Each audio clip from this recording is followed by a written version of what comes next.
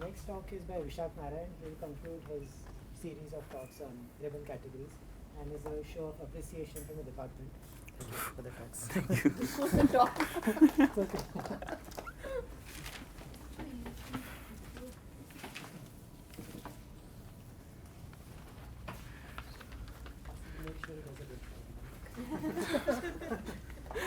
Okay, to start with, I will to patch up with the last lecture.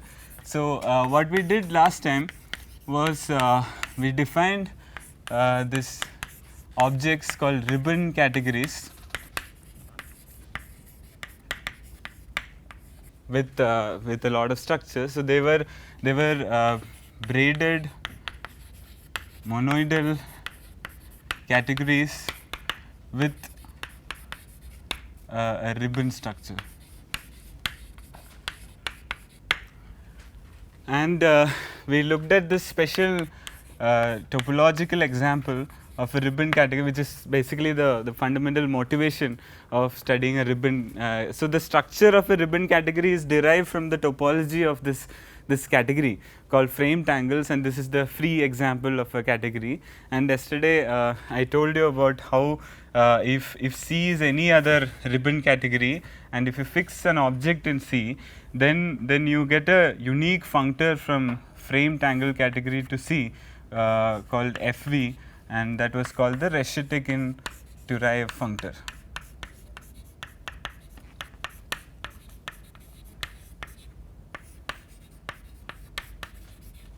And we also said that this is actually an invariant. The Reshetikhin-Turaev functor will measure for every framed link. It will give you a morphism in whatever category you are representing it on. So the idea is to now we have an algebraic object called a ribbon category, and now we want to represent our frame tangle category over other ribbon categories. That is precisely what we want to do. And the quest is to look for other ribbon categories. Right. So this is where we ended the last lecture. So yeah. So I wanted to start today with a group G. So take a group G and look at its the category of representations of G. We take finite dimensional representations of a group G, and this I showed you, this had a monoidal structure which is given by the tensor product, like two representations can be tensored, and this has a braiding structure which is given by the tensor flip, and the ribbon structure can be given by the identity element, just the identity morphism. So it has a nice ribbon structure and all, but the problem is it doesn't give you invariance. It doesn't depend, it doesn't distinguish between any knot. It gives a trivial invariant.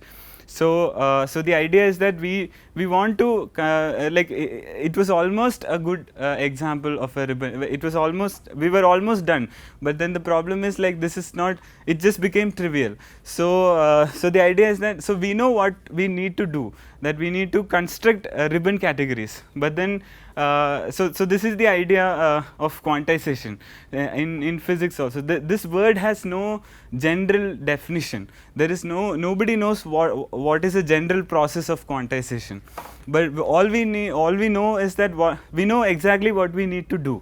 So that is a construction of ribbon categories, and you just have to come up with some method of quantizing. Like, quantization doesn't have a definition. So what we are going to do today is to show you how to quantize the situation, and then look at more generalized versions of groups, and then study their representations, and then I'll show you that you can have very nice ribbon categories coming from that, and they will give you very nice knot invariance. So so that's the theme for today. So we'll study quantum groups.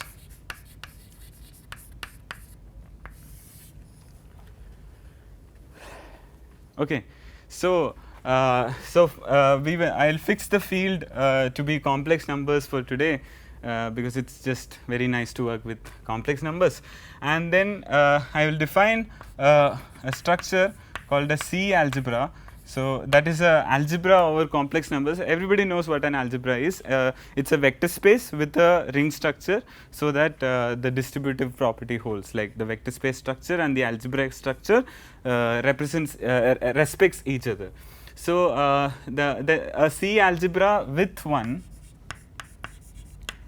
So I would like the ring structure to be associative to, I mean, non-associative rings are very difficult to work with. So so we would like to look at a C algebra with unity. So now to categorize the situation, let's try to write down the axioms of associativity in a just using morphisms. So if A is a C algebra, then the multiplication of A can be represented by a map in this way. So where you send x tensor y to the product of x and y inside A.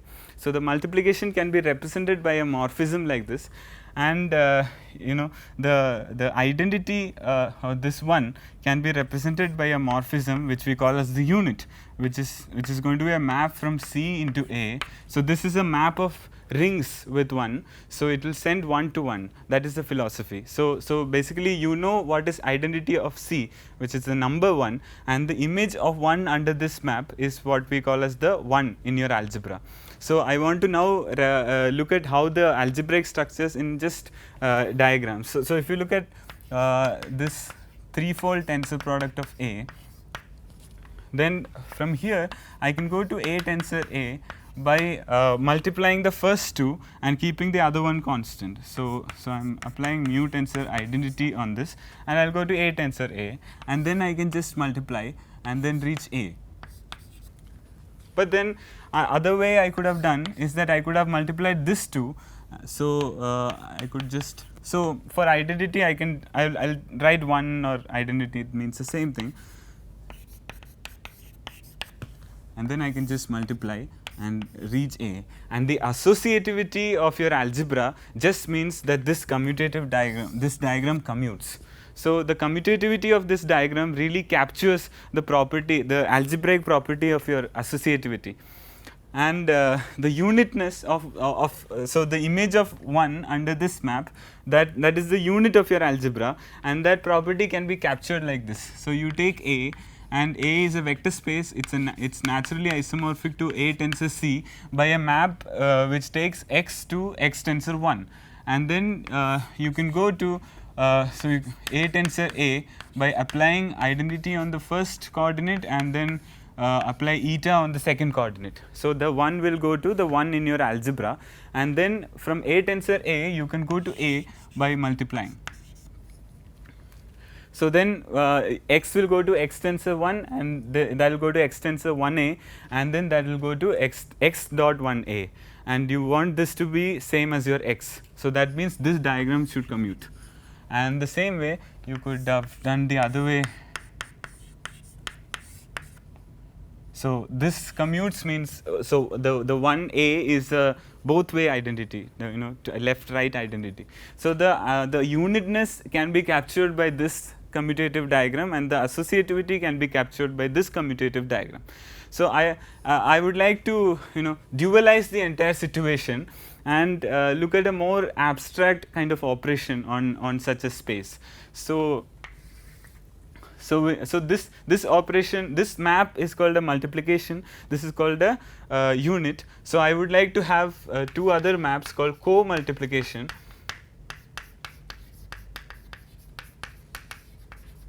and co-unit. So the philosophy is that whenever you take cos of things, like every arrow is reverse. So you ask for two maps in this way. So a co-multiplication would look like a map from A to A tensor A. This map I will call as delta, and a map co-unit will be a map which looks like this. And then this should satisfy, looking at an algebra, you can look at what the commutative diagrams they should satisfy. So from A I can go to A tensor A by co-multiplying, and then from A tensor A I can go to A tensor A by co-multiplying the first component and keeping the other one as constant. And then I could yeah. So but then other way I could have done is that I could reach here and then I could have done identity tensor delta, and this commutes means that my co-multiplication is co-associative, and the co-unit is the the co-unitalness of it can be captured by the diagram of this manner. So A is naturally isomorphic to C tensor A by this map, and then from A to I have this map, and then I apply delta. So commutativity of this diagram.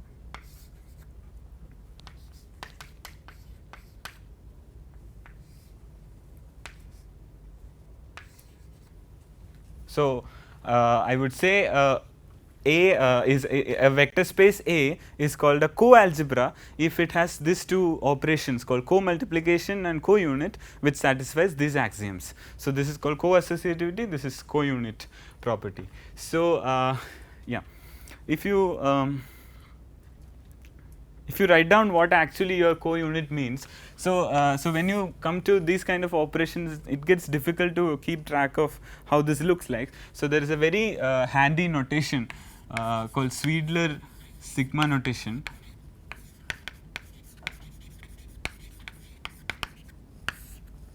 So the co-product of an element A, we are going to represent it in this form. You should always keep in mind that it need not be a pure tensor, it may be a sum of many such tensors. So there are many varying A1s and A2s. Just this is the indices, just keeps in varying like that. So if you look at the co-associativity, what it says is that if the co-multiplication is co-associative, then I can write it without ambiguity as in this form. This is what the co-associativity means. There is no ambiguity in saying that. I can split A1 into two components or A2 into two components, both will be the same. So I can choose this to be the notation for double delta. And the co-unit basically means, so if I take A1 tensor A2 and then I apply epsilon on A2. So now this is just a scalar, and then I am just multiplying them and sum over this thing. So I am going to get A, and the other way the other triangle will tell you that epsilon A1 times A2 is also A. So this is the in terms of equations, this is what co-unit and co-associativity will mean. Applied twice. Then applied to delta. Yeah, delta applied twice. Okay, so delta tensor ID then applied to delta. Yeah, there is no ambiguity in applying delta, wherever you apply, you get the same thing. Only in a co-associative algebra. So co-associative algebra is an algebra which has these two maps. No, a co-algebra need not have an algebra structure. Co-algebra can be a structure on its own. So we would say an algebra which is also a co-algebra, so we would like to have a structure together, so that's called a bi-algebra. So then you need to see that these structures should not be disjoint of each other, they should respect each other. So the one way to say that is this delta and epsilon, these maps you can ask them to be algebra maps. When A is an algebra, A tensor A has a unique algebra structure, you can multiply coordinate wise, and C is already an algebra, so you can ask these maps to be an algebra map. So if you draw that, so what do you mean by delta is so delta is a map from A to A tensor A, and then if you ask for this to be an algebra map, what you actually mean is that if you multiply here first and then co-multiply and then go there and multiply, you should get the same things. So what that means is that if you take A tensor A and then multiply and you reach A and then you co-multiply, this must be same as you apply delta tensor delta on this and then you reach A tensor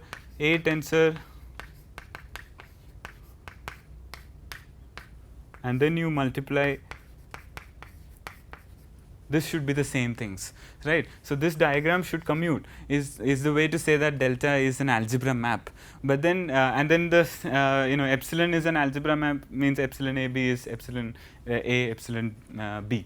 But if so you could have done the other way also, like I mean you could ask for these multiplication and the co-unit to multiplication and the unit to be co-algebra maps. But then so if you see if you ask for multiplication to be a co-algebra map, the commutative diagram that you will draw will be just a rotation of this.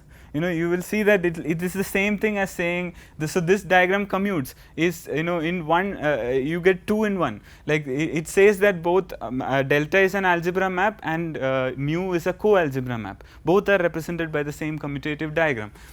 And so such a structure is what we call as a bi-algebra, where so it's a algebra and a co-algebra, and those structures interact with each other nicely. Okay. So co-multiplication just on vector spaces. Co-multiplication is a map of vector spaces. In vector spaces, so yeah. it need not be an algebra to start with. Yeah, It's just a it's just a vector space. linear map, and then you put structures over it. And when you say rotation of this diagram, the arrows would also change. I mean the same diagram, but then I would say if you draw it like no, the same arrows, the same commutative diagram. But for mu to be a co-algebra map, the arrows should reverse, No, no? no, it's the same diagram. Oh, you will start from. Yeah, so you co-multiply and then multiply. It's so yeah, this would be the idea. You co-multiply and then multiply. This is same as first you multiply and then you co-multiply. That is this, you get the same commutative diagram.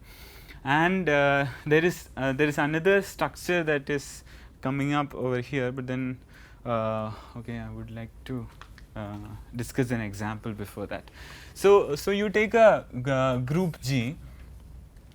Let's take a finite group for take a finite group G, and then look at this set, which is the set of all functions from G to the complex numbers. Take any function. So it's a finite group, so any function is a nice function. So you'd like take all functions from CG to CG, and this has a natural algebra structure. You can multiply two functions pointwise, you can add functions, you can scale a function with a complex number. So CG has a natural algebra structure.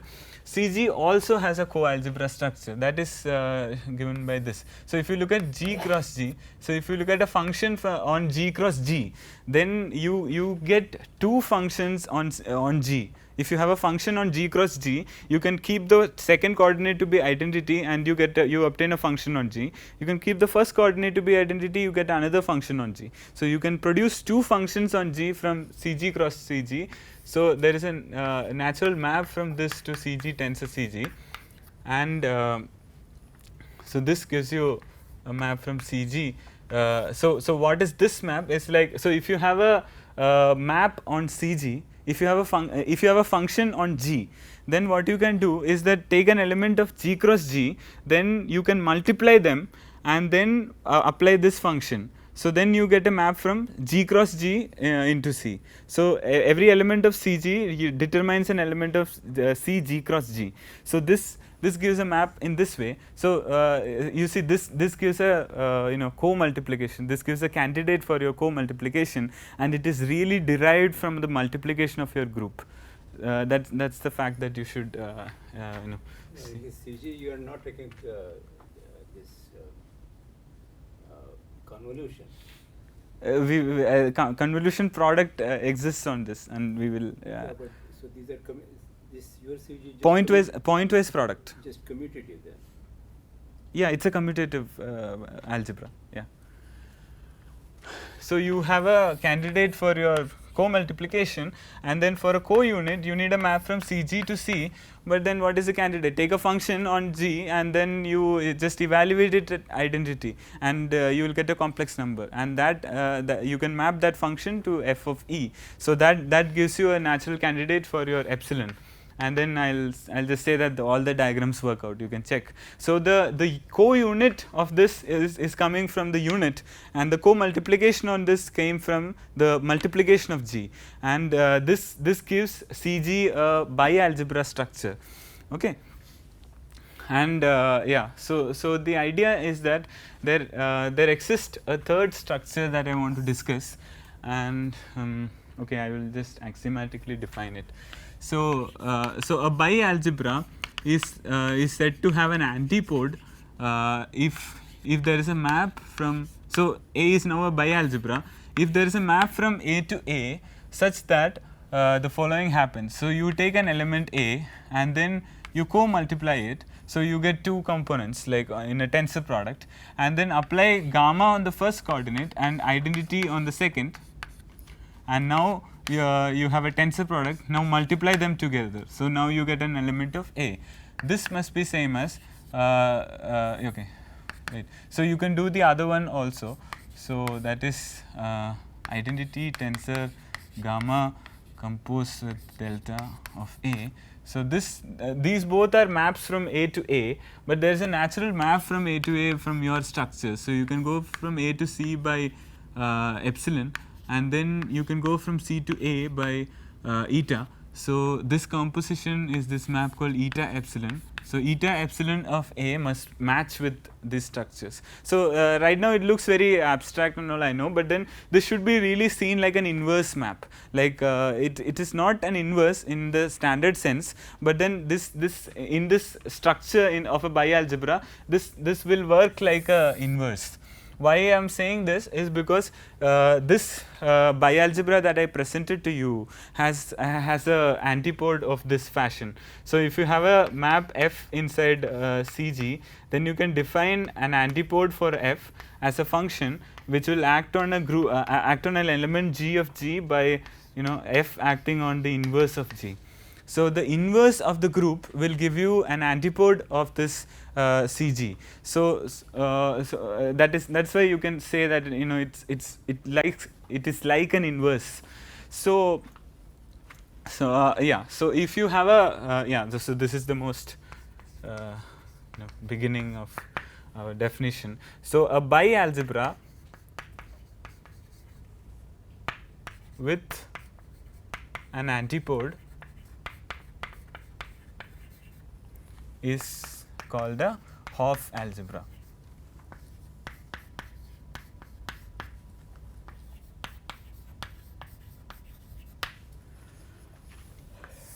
So this gadget that we have constructed is called a Hopf algebra. So it's a algebra, it's a coalgebra, and it has an antipode operation. So this structure is what we call a Hopf algebra. Now if you look at this Hopf algebra that we have constructed called CG, there is a nice object. So so you take the spec of CG.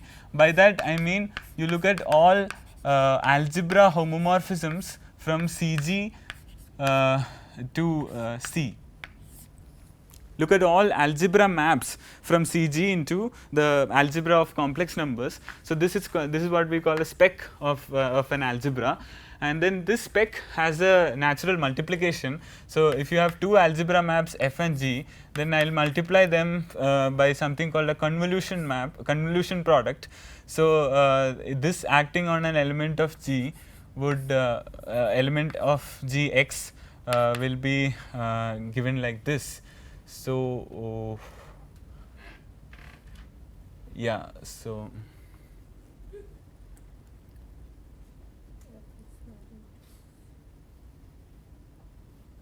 I need a new function from there to there, no? So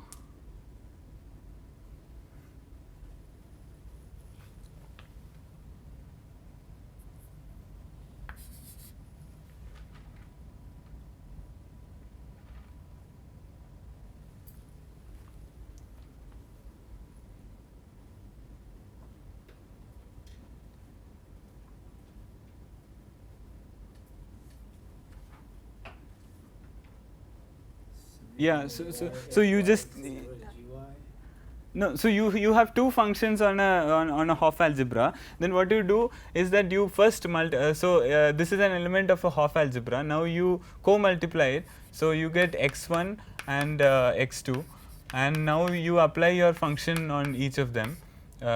so first function on this and second on this, and then now this is an element of C, so there is a these are just complex numbers, so you just multiply them like this. So so this is a convolution product, like you get a new function on the Hopf algebra. So given two functions on the Hopf algebra, you can obtain a new, another function by this convolution product, and then you can see that so for every algebra map like this, so many so if you take a element, you fix an element x of G, then if you say if you take a function f and then look at its evaluation at x, this gives you a map from CG to CG to C, and this so you for every element of G you get such a map, and all of them are algebra maps, so all of them lie in the spec. And does this coincide with the classical convolution or not? This is called convolution product. I don't know what is the classical convolution that you're talking about. Yeah, you can have one in group algebra. Any Hopf algebra, this is the Without knowing anything about Hopf algebra, people can define convolution. So is it on G? Is the so co-multiplication on in a group algebra is just G tensor G. G goes to G tensor G. So if it matches with that, then that is probably, yeah. But this is not commutative. It is yeah. It's right now not commutative, but yeah. So. But then that's fine. So the idea is that if so every element x of G, so there are many elements now. So let's say every element alpha in your group G will give you a unique element of spec CG, and you can see that these are the only elements. And then for every such function, so every such function from A to C, which is a at CG to C, I can compose this with your antipode, the antipode that we defined, and then you get a new function which we will call as f inverse. And you can see that the antipode, the axiom of the antipode will precisely tell you that f and f inverse are inverses of each other in this convolution product. So again antipode working as an inverse comes here, but there is a catch in this. Here these two algebras are commutative, and you can check that the antipode is not going to be an algebra map in all cases. Antipode is naturally an anti-homomorphism of algebras. So gamma of A times B is going to be gamma B times gamma A. It always flips the order in which you multiply. So but in a commutative setting, gamma will work as an algebra map. So this composition that you have obtained is again an algebra map. So only because CG is commutative, you can produce an inverse inside spec CG. That's again an algebra map by composing with gamma. So what I want to see, what I basically showed you is that spec CG is isomorphic to your group G. So what we have done is that if you look at any group G, then you can attach a Hopf algebra to it called CG. So this is a finite group G, and then we attached a Hopf algebra to it, and then I told you that if you take the spec, you get the group back. So you constructed something out of the group and some algebraic structure, and then you can go back to the group in that setting. But then this lived inside a family of Hopf algebras which are commutative Hopf algebras. And there is a very big family over here actually, which is the family of all Hopf algebras. We'll see how big this is and all. So commutative Hopf algebras, you can always take the spec of a commutative Hopf algebra and you can obtain a group from it. So this way you can see that groups and commutative Hopf algebras have some nice correspondence with each of them. You can obtain one from the other. But then so this motivated by this, I would define a quantum group as a Hopf algebra. So given any other Hopf algebra, like I don't know whether, you can construct any group from it, but the idea is that there is a quantum group corresponding to it, like there is a non-existent object that you imagine that it corresponds to.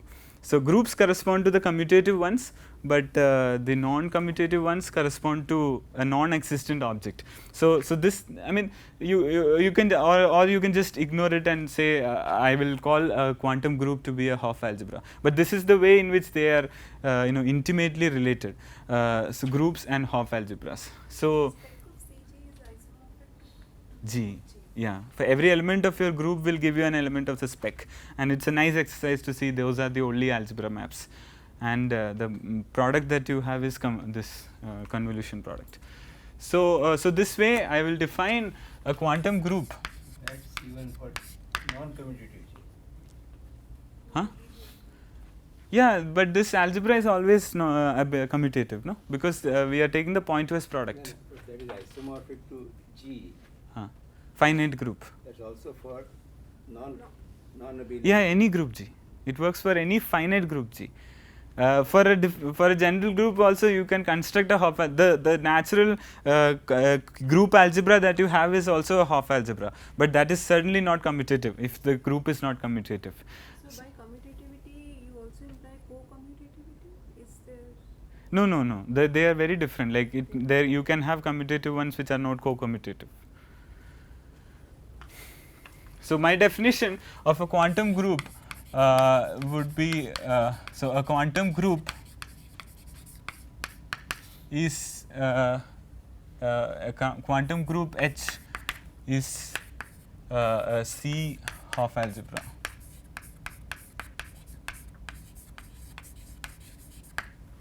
So now we have obtained some object from studying all these structures, but I will show you how. Huh?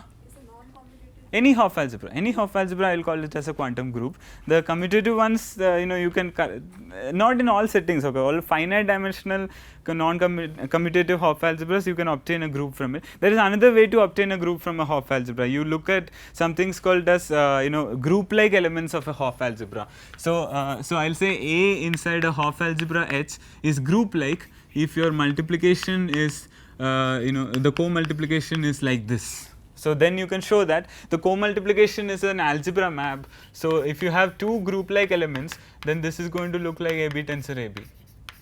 And so product of two group-like is again group-like, and you can find the inverse to be just the antipode. Antipode of A will work as the inverse of A. So group-like elements of a Hopf algebra forms a group. So this way also you can obtain the group back from a Hopf algebra. There is there are lots of details that you can do. But so now what I want to show you is that let's study their representations, and you will see that their representation theory is very same as the representation theory of a group.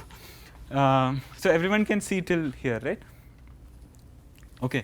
So what is a representation? So for a group G, the representation over a vector space was, so there was a natural group acting on every vector space V, which is the automorphism group of the vector space. And then you look at any homomorphism from G into the automorphisms, then that is what you call a representation of G. So through this, so this group acts on V, so by this homomorphism G acts on your vector space. So this is how you construct an action of a group on a vector space. So this we would like to mimic this situation for an algebra. So if you take an algebra A, then there is a natural algebra which acts on a vector space, which is called the endomorphism algebra.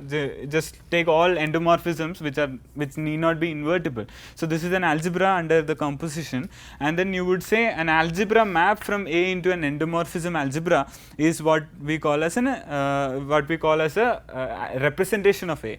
And if you treat A to be a ring, you can also see V as a module. There is an A module structure. I mean, you can multiply elements of V by elements of A. So you get an A module structure over V. So you can also say that V is a representation of A if V has an A module structure. So but then once you say this, once you accept this, you can see that this is just a subset of this. If you have a group G, then you can construct this object called the group ring over any field. You can do this. So if you look at CG, then any map like this is going to extend to a map on and V. So you can see that a representation of a group is just a module over the group ring. So we will sometimes call it as G modules and all. And then you can see that the G intertwining maps that you define are just module maps of our CG. They are just CG module maps. So representations of an algebra is much more general way of looking at representation theory. So this is the motivation. And now if you look at the category of representations, so representations of a group had a nice structure. It had a tensor product. It had a identity of tensor product. So the identity of tensor product in a vector space category was the field, and the field happened to be a representation of the group by this thing called trivial representation. So every group has something called the trivial representation, because given any two groups, there is always a trivial homomorphism from one to the other, which sends the everything to the identity of the other group. So there is for a group G, you can always define the trivial representation by G acting on C by just 1. So the trivial representation was the candidate for the identity in your monoidal structure on the representations of G. But if you take an algebra, then what is a trivial representation of an algebra? So that would mean that you need a ring homomorphism from the algebra into the endomorphisms of a vector space, or here if you are considering the usual tensor product, then it should be endomorphisms of C, which is C itself. So you need a ring homomorphism from A into the ring C. But then given two rings, there is no trivial homomorphism between two rings. There exists a homomorphism between two rings. That is that's a property of the rings. So there is no such thing as a trivial homomorphism between two rings. So you basically, if you need your category to be monoidal with an identity, you need to say that there exists an element, there exists a homomorphism from your algebra into the ring C, which which is somehow which we will call as the trivial representation, an algebra map. And then you see that for a general algebra A, there is no such thing. But then if you take a Hopf algebra, we already have a algebra map, which is what we call the co-unit. The co-unit is a natural candidate to look at if you need a trivial representation. But then what is the triviality of it is that, so if you take another representation V and then you tensor this with C, you need this map from V to be an A module map. Then only you say it's a identity of the tensor product. So then you try to write it as an A module map. Why is it an A module map? And then you see that this condition that we wrote down here is exactly what it needs to say that it is the identity object. So the co-unit axiom is what gives you the trivial object of your monoidal structure. But then what is the monoidal structure at all? So if you have two non-trivial representations, which is V and W, how do you give a V tensor W structure? I mean, how do you give an A module structure on V tensor W? So you know that one way that you use in the group situation, you would say that A acting on X tensor Y, you will define it as AX tensor AY. But then the moment you do this, you will see that this won't remain as a identity of your A modules. So this is really not a good way of defining a structure on your tensor product. So you will see that if a V and W are A modules, then there is a natural A tensor A. So A tensor A acts on your V tensor W by component wise action, and then from A tensor A to A, I have a nice algebra map which I call the co-product. So this map can give me an action of A on V tensor W. So what we actually what we needed was this thing called co-multiplication. So the co-multiplication that we defined on the Hopf algebra is what you need for constructing a monoidal structure on the category. So together with the co-unit, they give you the complete monoidal structure on the category. Now the second structure that we defined on a monoidal category was duals. So then you know that if V is a representation, then the V star you need to make it a representation. So if you so if phi is a functional in V star, so everything is finite dimensional. Okay, so if you want to define the action of an element G on a functional acting on an element X, so the way you define it is that you take your phi and then compose you act by G inverse on X. And you can see that this is the only way you can define a commutative. This is the only way you get an action of the group on the functionals. So on a function space, if you want to extend your action, then you always needs this thing called inverse. But then you can say that everything that you need is something which is an anti-homomorphism. The property of the inverse is that GH inverse is H inverse G inverse. This is all what you need to use. So you need an anti-homomorphism which flips the order which we multiply, and then you can just realize that the antipode that you have is precisely what you wanted to give that dual structure. So if V is a representation of an algebra A with an antipode, then you can give us a module structure on the dual by just looking at this antipode map. So action of A on a functional phi on X, you will define it as phi times gamma A acting on X. So this gives you a monoidal structure on the category of, so if H is a Hopf algebra, then representations, finite dimensional representations of H becomes a monoidal category with duals, and all you can check that the co-evaluation, the evaluation maps that we defined yesterday are all A module maps, and all those algebraic structures that you need are given by the axioms of the Hopf algebra that we just discussed. So everything falls in everything falls into place, and the so you see the monoidal structure, the tensor product in your category should be seen like a multiplication, and that is given by the co-multiplication. I mean, it is like co of co is, it cancels out kind of thing. So you derive something called co-multiplication from multiplication, and then you again get a multiplication from your co-multiplication. So that kind of a thing. So on the so this category has a nice structure over a Hopf algebra. So basically what I want to say is that this is almost like a category of representations of a group.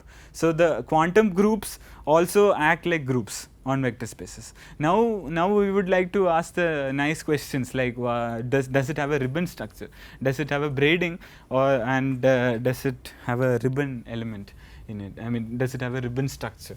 So that is non-trivial, and it may not be true.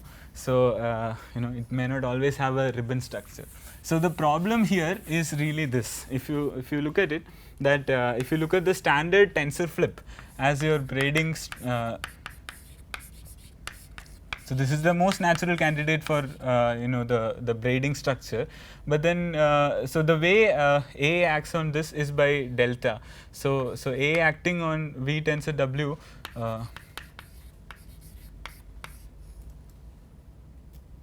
So if you flip this, so A acts by delta. So this is really tau on delta of A acting on X tensor Y. But then if you want to pull out the A, then you will see that so if you want this to be tau of X tensor Y, so you will see that this really means that delta of A, it must be same as tau of delta of A. That so you co-multiply A, and then you compose then you flip the coordinates, then you should get the same thing. This is precisely what she was asking, like the co-commutativity. So co-commutativity will mean that your tensor flip will work as a braiding structure. But then yesterday we showed that the usual tensor flip is very uninteresting, and it is going to give you trivial invariance. So the co-commutative Hopf algebras have a natural braiding structure, but that is useless for us. So we don't need co-commutative Hopf algebra. I mean, we don't need this braiding structure. So so keeping this in mind, we will go to the next definition.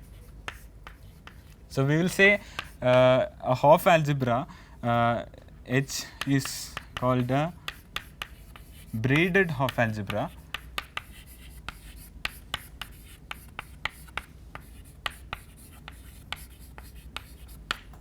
if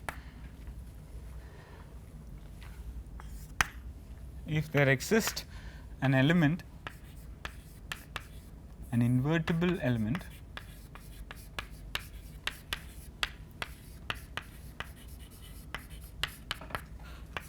R inside H tensor H. So this is not an element of H, it's an element of H tensor H, and this element should satisfy these properties, that if you take any A and then you multiply with R, so this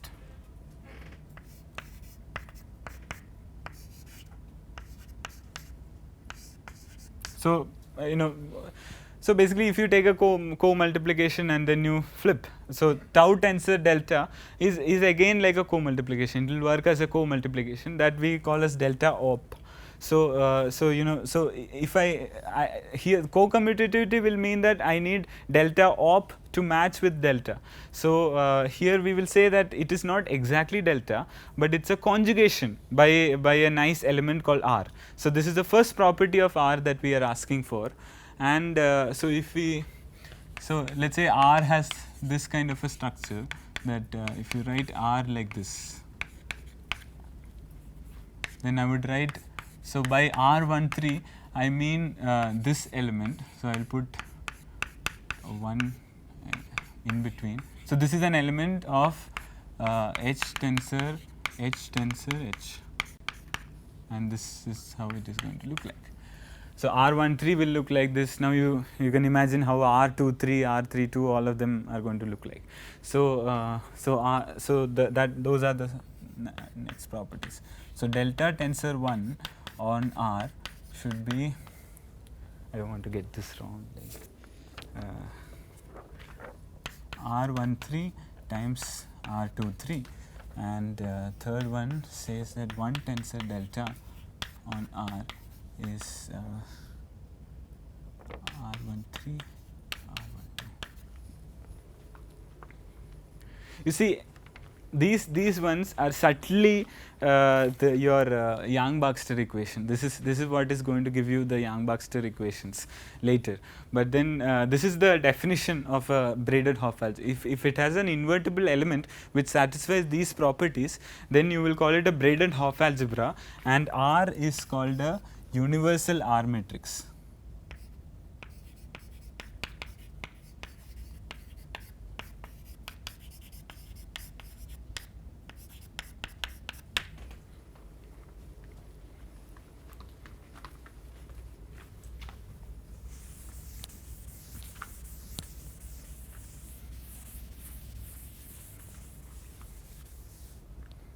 There are some very nice properties that comes out of it, which is like, so if you look at this map, so if you look at any two representation sigma VW, so what you do is that, so this is a map from V tensor W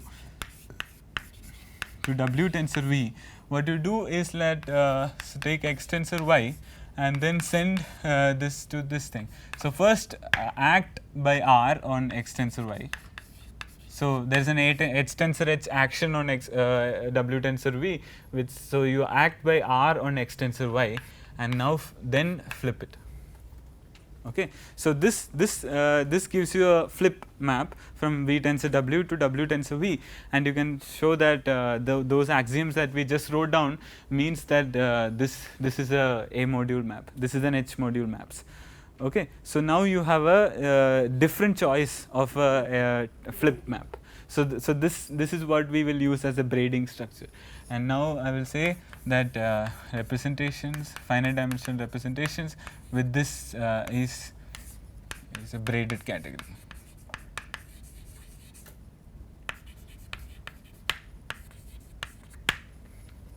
Every Hopf algebra admit braiding? No. So Yeah, so this is a particular example of a braided Hopf algebra. So if you the half algebras which admit braiding, is there some character? yeah, so that's what. So Drinfeld has came up with. So this is a really, I mean, why would such a thing exist even, right? So what Drinfeld told is that there is something called the Drinfeld double construction. So what you do is that. So if H is a Hopf algebra, then so you can see that dual of a co-algebra naturally has a algebra structure. The delta from H to H tensor H, you will give you a dual map in the other way, and that works as a multiplication, and the unit co-unit star of the co-unit will give you a unit map. But the problem is the dual of an algebra is not exactly a co-algebra. So then what you do is like the entire dual is not a algebra, but then you have to restrict to certain functionals. So entire H star is not a Hopf algebra. You say that the restricted dual is a Hopf algebra. What is a restricted dual?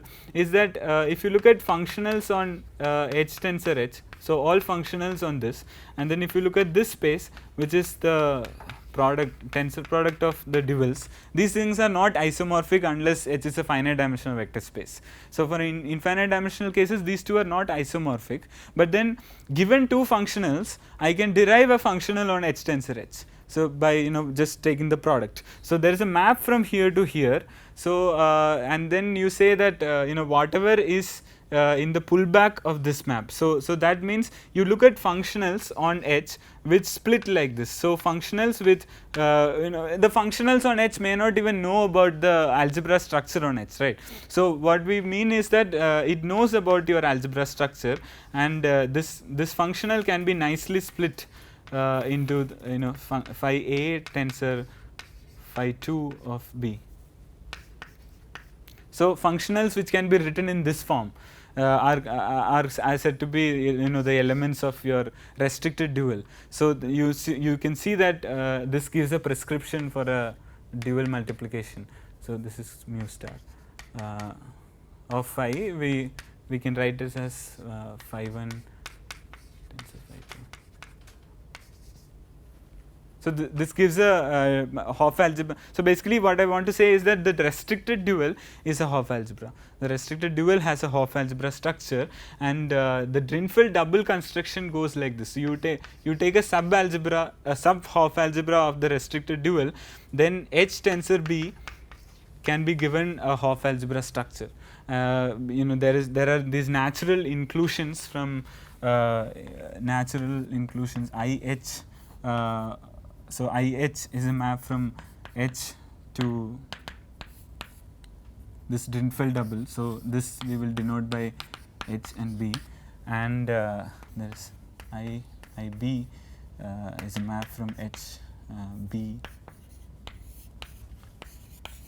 That's a very clever construction. So both H and B sits inside the Drinfeld double, and then so basically he is the one who noticed that to construct a universal R matrix, all you need is some kind of pairing. So if you can represent a Hopf algebra as a Drinfeld double, then they both may be infinite dimensional, but then if you choose a basis of this H, so Drinfeld double of H with H dual itself we will write as DH. And then if you take such a Drinfeld double, then for every basis element of H you have a natural choice for the basis element of H dual.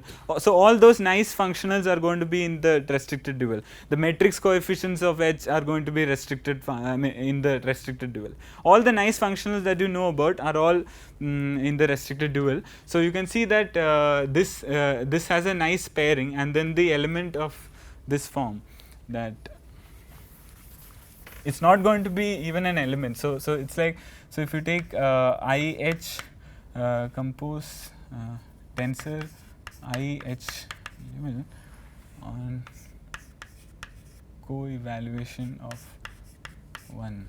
So co-evaluation of 1 will be a sum of EI tensor EI dual, and this map applied on this is a natural choice for your R matrix. You can, if you carefully write it, you see that this is not even defined for a infinite dimensional example. This sum doesn't make sense. You are summing up infinitely many basis vectors, but all this can be made sense of by looking at modules over the power series ring.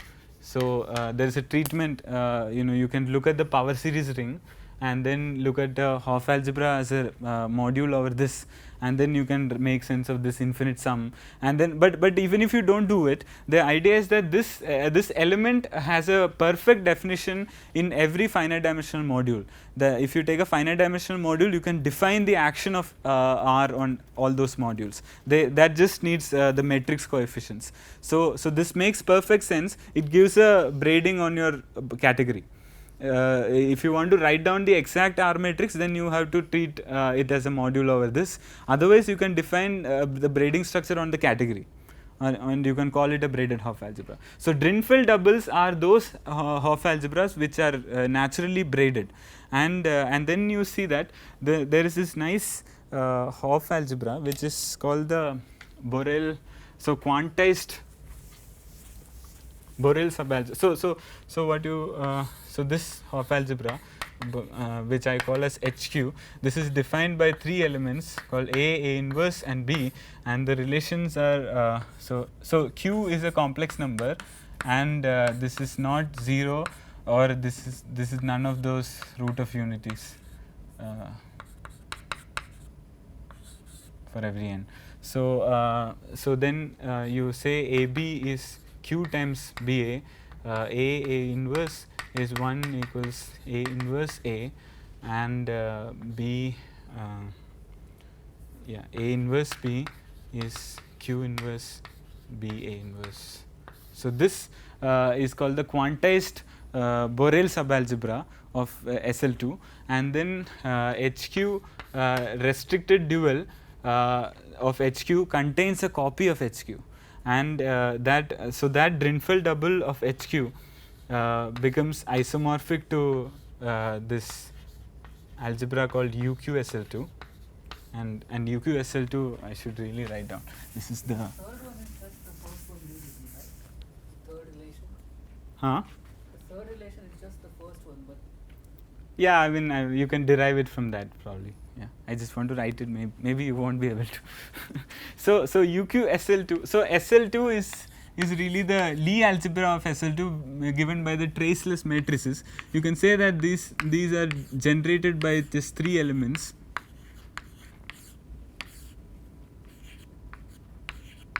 Which we can, this is called K, this is called E or F, one of them. So then SL2, so the standard universal algebra of SL2 has a definition. So we say the quantized SL2 is an algebra. This is defined by 3 generators, and this is how it will look like. So UQSL2 is an algebra generated by 3 elements, K, E and F, and K is invertible, and the relations are going to look like this. So K inverse is 1 is K is invertible, and KE is Q square times EK, and EF minus FE is 1 by Q minus Q inverse times K minus K inverse, and KF is Q square times FK, Q to the minus 2. So this now is just an algebra, and this has a Hopf algebra structure defined by the co-multiplications. So delta of K is a group-like element, and so this looks like this, and delta of E is, so this HQ becomes isomorphic to UQSL2. So then all Drinfeld doubles are braided, and hence UQSL2 is also braided. You can write down the universal R matrix of UQSL2 using this. So Yeah. So this is what a braided Hopf algebra is. And then now for the braided probably, yeah. So I wrote down this corollary that the category of representations of a braided Hopf algebra is a braided monoidal category, and that last final tint that is missing is this ribbon structure, and that is also given in a similar fashion. So we will say H. So we will say a braided Hopf algebra H is ribbon. So we will say it's a ribbon Hopf algebra if and only if it has an element. So this element has to be invertible, and it's a central element. This is important. So it's an invertible central element which we call as nu inside H, which satisfies the following properties. So the first property, to write down the first property, I should have told you a little bit about this. So if you write your R as this following thing, so yeah, so if your R is this sum,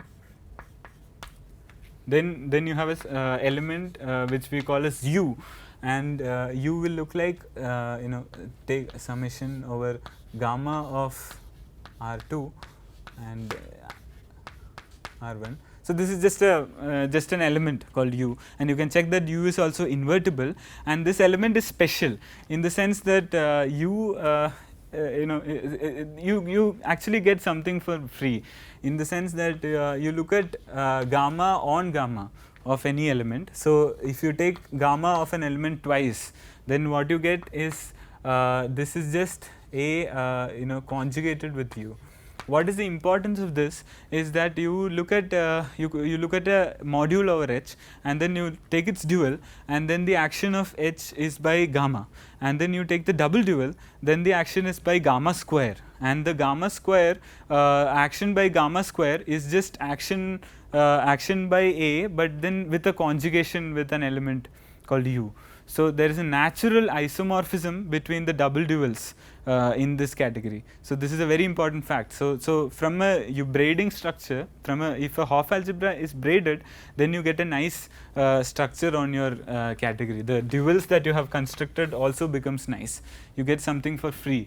And then you see that so this element actually is needed in the definition, that's why I wanted that. So nu is going to be a square root. So nu square, so this is the first property that nu should satisfy, that nu square should be the square root of u times gamma u, and then the second is that delta of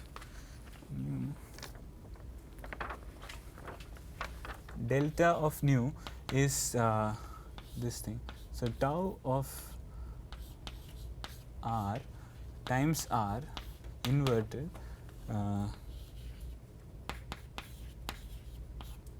if you stare at this, you will see that the importance of this is going to be when you do that twice flipping. So when you take twice the braiding, then you needed that to be a non-trivial thing. And then here what happens is that, so this is the twice flipping. If you braid it twice, then you're going to get a factor of nu in it.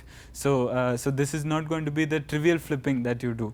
So there is a factor of the ribbon element that comes up, and that's the ribbon. So the second one is that the antipode of nu is same as nu. The antipode fixes nu, and the third one is that epsilon of nu is 1. So this is what we will call as a ribbon Hopf algebra, and of course once the Hopf algebra is ribbon, the category of representation should be a ribbon category, and the choice is canonical.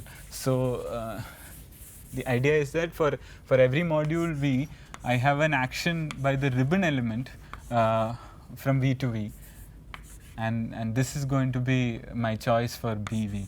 So the ribbon structure on V is defined as the action of action of nu. I can call it a representation. So the action of the ribbon element on any representation will give you a natural choice for your ribbon structure on the category. So you can show that all the axioms that we wrote down yesterday are coming from there. Like even the numbering is chosen so that they match with the axioms. So okay. So what I want to say is that in SL2 there is a nice ribbon element. So UQ-SL2 is a braided Hopf algebra and it's also a ribbon Hopf algebra. There is a ribbon element in UQ-SL2. And I don't want to write it, it's very complicated. It comes from this thing called Casimir element. So there is a quantum Casimir element in UQ-SL2 and that you can manipulate it to construct a ribbon element of UQ-SL2. So you get a ribbon structure on the category of UQ representations of UQ-SL2. So now we have done all the hard work and now we obtained a ribbon category. Now let's look at what happens in that category. So what and now everything is nice. So USL2 was a semi-simple Lie algebra. By that what it means is that every finite dimensional representation is decomposable into a direct sum of irreducible representations. So you can just study irreducible representations of USL2 and then you can get all possible modules up to isomorphism by just taking the direct sums. And then the irreducible modules of USL2 is well known. You know the we will write it down in Q form. So what we have done is like we have tweaked the relation. So if you put Q equal to 1, you get USL2. So everything matches with SL2. So you have tweaked the algebra and you constructed something non-trivial out of it. But now what happens is that the representation theory is still unchanged. It's very very similar. So for SL2 what happens is that for every positive integer you get a irreducible representation which we call as so I'll like to write it as D. So you get an irreducible representations which is generated by W1 up to W D minus 1.